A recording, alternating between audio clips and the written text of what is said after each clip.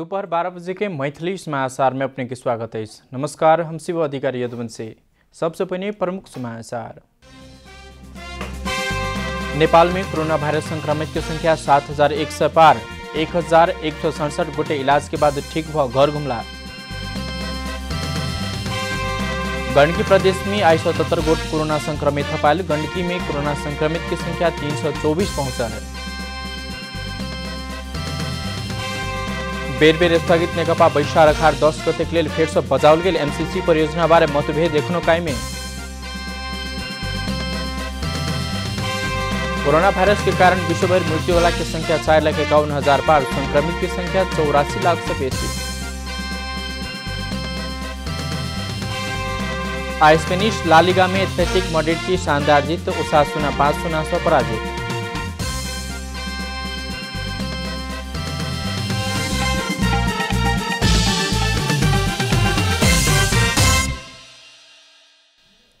आप पूरा समाचार।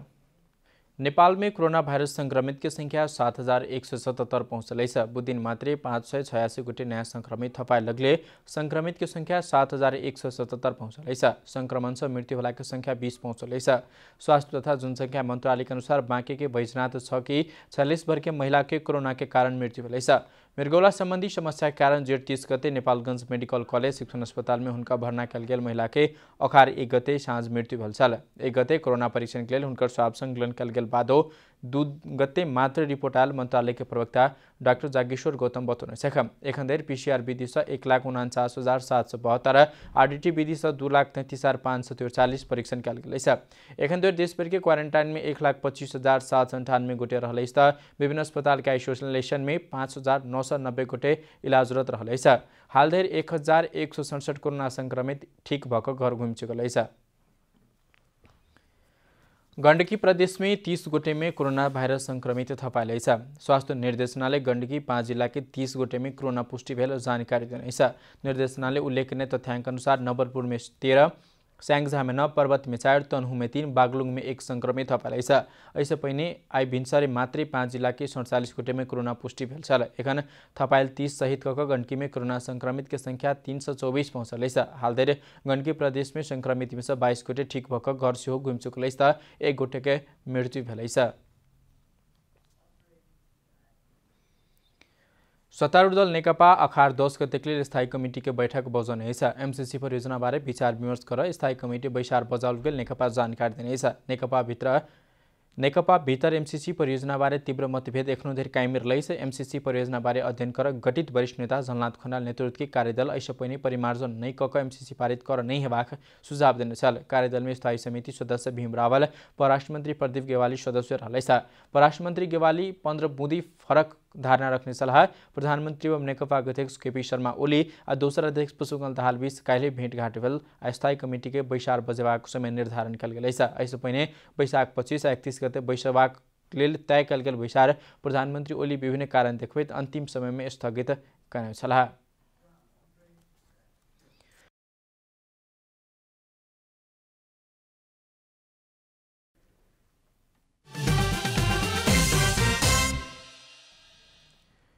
मैथिली समाचार में आप बाकी समाचार। कृषि सहकारी तथा प्राकृतिक स्रोत समिति भूमि बैंक की स्थापना करवाक संबंध में विचार विमर्श शुरू करने। सरकार द्वारा बजेट मार्फते भूमि बैंक के प्राथमिकता में रखला बाद समिति विचार विमर्श आगू बढ़ने।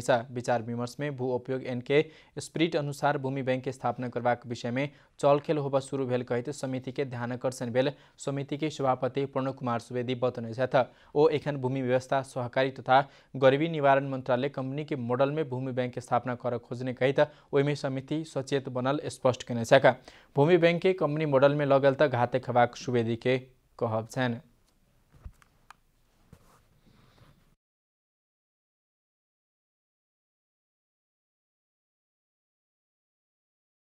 कोही माफियाहरू जस्तै अहिले भूमि खण्डीकरण गरेर प्लटिङ घडेरीमा लगेर माफियाहरूको हातमा जग्गा गएको छ र खेतीयोग्य जमिन चाहिँ हुँदै मतलब सकिँदै गयो।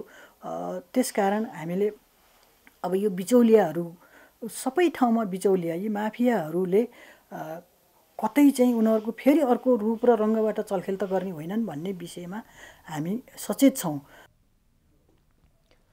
विचार विमर्श में भूमि व्यवस्था सहकारी तथा गरीबी निवारण मंत्रालय के सचिव केदार न्यौपानी भूमि बैंक स्थापना के विषय में बुझाई फरक देखल गेल बतौने छेख। ओ भूमाफिया के हट के जबाक जगह भूमि बैंक स्थापना कर लागल बतौने छेख।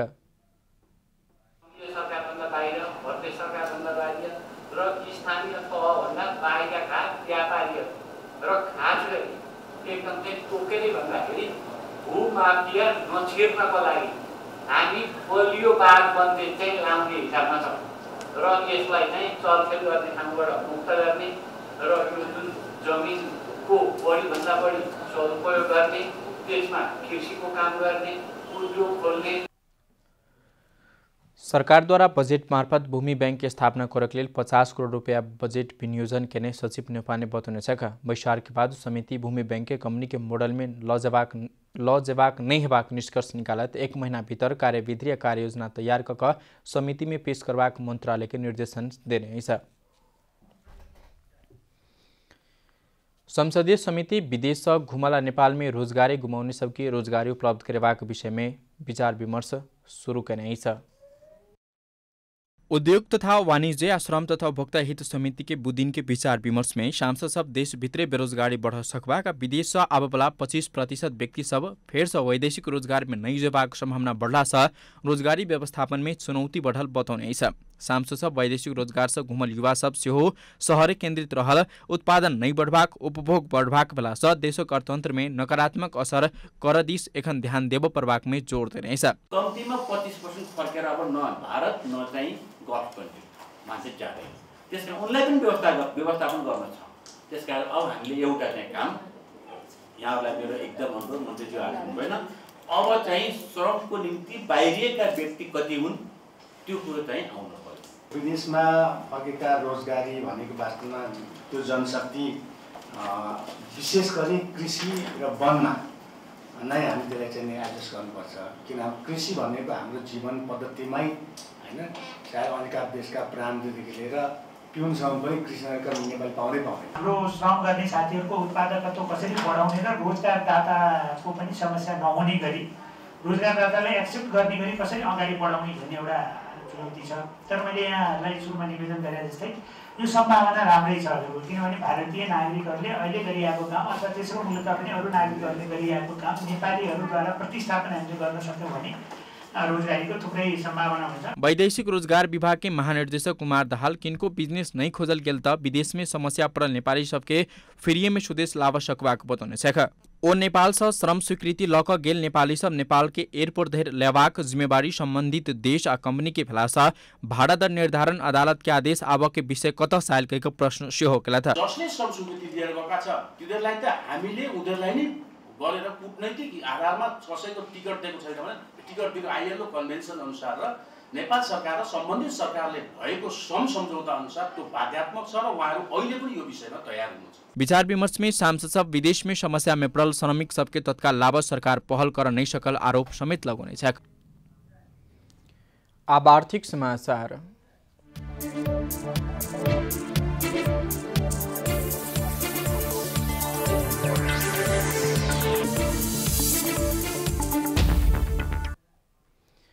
सरकारद्वारा घरायसी ग्राहक के विद्युत महसूल दर घटाउने छ। व्यावसायिक क्षेत्र के लेल ऐसा पहिने प्रयोग में रहल डेडिकेटेड और ट्रंक लाइन के प्रावधान सेहो हटाउने छ। नेपाल विद्युत प्राधिकरण बीतल अगहन में नया विद्युत महसूल दर निर्धारण करने के प्रस्ताव के बाद विद्युत नियमन आयोग नया विद्युत महसूल दर निर्धारण करने छ। अखार महीना के खपत में लागू होबजका सरकार द्वारा विद्युत महसूल घटाओल गेल छ। 5 एम्पियर लाइन लेने न्यूनतम मासिक 10 यूनिट धरि खपत करवला निष्का तह ग्राहक के 30 रुपया मात्र डिमांड शुल्क लगाओल जाता। उनका सबके बिजुली निःशुल्क दिया जाता। आयोग के अनुसार 5 एम्पियर के सिंगल फेज मीटर जोड़वला ग्राहक के 1116 20 यूनिट धरि खपत कैला से डिमांड शुल्क 30 रुपया मात्र तिर पड़त। प्रति यूनिट शुल्क 3 रुपया महसूल सेहो तिर पड़त। 21 30 यूनिट धरि खपत करवला के 50 रुपया एनर्जी शुल्क और प्रति यूनिट 6 रुपया 50 पैसा विद्युत महसूल हिसाब कऽ तिर पड़त। 31 50 यूनिट खपत करवला ग्राहक के 50 रुपया डिमांड शुल्क और प्रति यूनिट 8 रुपया महसूल तिर पड़त। 51 100 यूनिट खपत करवला के 75 रुपया डिमांड शुल्क और प्रति यूनिट 9.5 रुपया महसूल तिर परवाक भेलै छ। तो ऐनक 101 यूनिट 150 यूनिट धरि खपत करावला में घरेलू ग्राहक के 100 रुपया डिमांड शुल्क आ प्रति यूनिट 9.5 रुपया के दर से महसूल तिर पड़त। 151 से लेकर 250 यूनिट धरि खपत करवला ग्राहक के 125 रुपया डिमांड शुल्क आ प्रति यूनिट 10 रुपया महसूल निर्धारण कल गई है। 250 से लेकर 400 यूनिट धरि खपत करवला के 150 रुपया डिमांड शुल्क आ प्रति यूनिट 11 रुपया महसूल तिर पड़त। 400 यूनिट से ऊपर बिजली खपत करवला के घराइसी ग्राहक के 175 रुपया डिमांड शुल्क सहित 12 रुपया प्रति यूनिट बिजली महसूल तिर पड़त। आयोग घराइसी ग्राहक के लेल 15 एम्पियर आ 30 एम्पियर आ 60 एम्पियर धरि के बिजली लाइन लेला से खपत आधार में फरक दर से निर्धारण कने छ। नेपाल विद्युत प्राधिकरण के अनुसार औसत में 10% विद्युत महसूल दर घटलै छ। काठमाडौँ से हरिशरण न्यूपाने की रिपोर्ट। मैथिली समाचार में छोट विश्राम।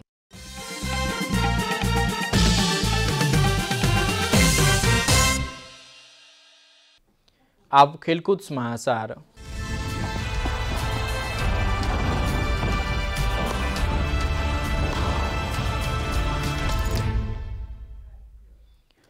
स्पेनिश ला लिगा फुटबॉल अंतर्गत बुधदिन रात भेल खेल में एथलेटिक मैड्रिड के शानदार जीत दर्ता करने है। लीग अंतर्गत अबे मैदान में भेल खेल में एथलेटिक मैड्रिड ओसासुना के 5-0 से पराजित किने छ। पहिल हाफ में 1 गोल केने एथलेटिक दूसरा हाफ में थप 4 गोल केने छ। एथलेटिक लेल जुआओ फ्लेक्स 27 आ 56 मिनट में कक 2 गोल केने छलाह।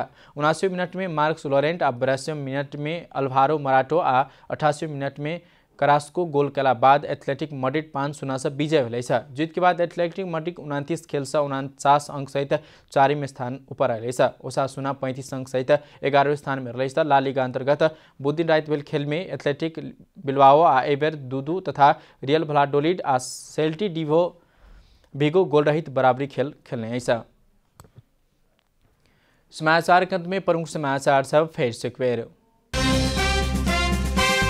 नेपाल में कोरोना वायरस संक्रमित की संख्या 7,100 पार। 1,167 गोटे इलाज के बाद ठीक भाव घर घुमला। गंडकी प्रदेश में आई 77 गोट कोरोना संक्रमित पाइल। गंडकी में कोरोना संक्रमित की संख्या 324 पहुंचल। बेर स्थगित नेकपा वैशारखार 10 गते के लिए फिर से बजाओल गेल। एमसीसी परियोजना बारे मतभेद एखनो कायमे। कोरोना वायरस के कारण विश्वभर मृत्यु होला की संख्या 4,51,000 पार। संक्रमित की संख्या 84 लाख से बेसी। आज स्पेनिश ला लिगा में एथलेटिक मैड्रिड की शानदार जीत। ओसासुना 5-0 से पराजित।